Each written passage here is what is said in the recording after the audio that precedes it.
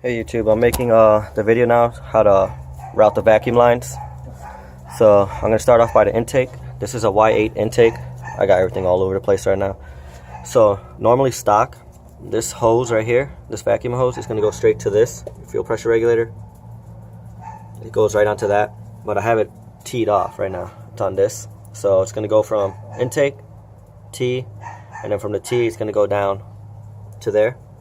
And then on the other end, it's going to go all the way down to your blow-off, or your wastegate, your blow-off valve. Jesus Christ. And then for the wastegate, I don't have the boost controller hooked up, like I said in my other video. I just have it going to the spring. So from right here, this vacuum hose, you're going to go all the way up.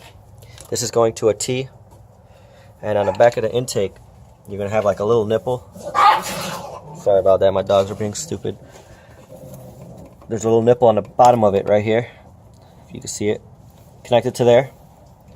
And on this T I have also my boost gauge, which is going through my firewall. I haven't really routed anything yet. I've been way too busy with work.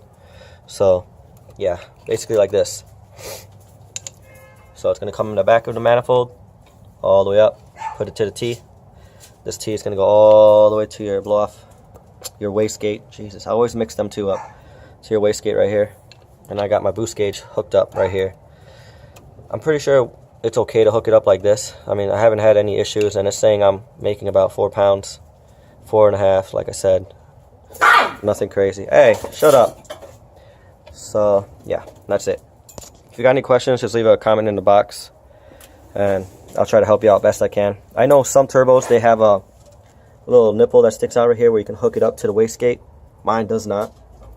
I mean, I heard you can also put a fitting, like tap the pipe and then route it here. But yeah, I have it like this, and this setup works. So all you basically need is just 2 T fittings. I do have to install my fuel pressure regulator. I have an adjustable one, and I have an oil catch can. I just haven't installed it yet. So far, it's been running great, and my oil has been fine. No leaks, no burning, no smokes, no knocks, nothing. So yeah, hope you like my video. Alright, don't forget to leave a like and subscribe, and I'll have more videos in the future. Thanks.